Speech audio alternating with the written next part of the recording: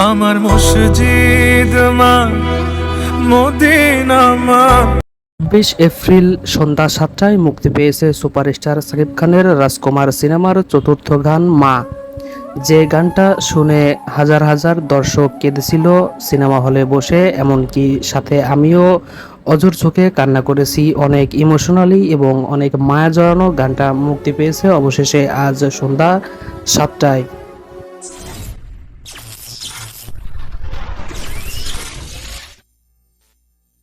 ভুবনে জনমের শোক, মায় আমার একটা। আমার মসজিদ মা, মদিনা মা, জগৎবাড়ি একজনাই, ত্রিভুবনের জনমের শোধ, মা আমার একটাই। রাজকুমার সিনেমায় মাকে নিয়ে সেই সেরা গানটি এসেছে আজ সন্ধ্যা 7। গানটিতে কণ্ঠ দিয়েছে প্রিয়তমার ঈশ্বর, গানের গায়ক খ্যাত রিয়াদ ও সুর করেছে প্রিন্স মাহমুদ। ঈশ্বর কি তোমার আমার মিলন লিখতে পারতো না? এই গানটির মাঝে রয়েছে মাকে নিয়ে ছেলের আবেগ অনুভূতি।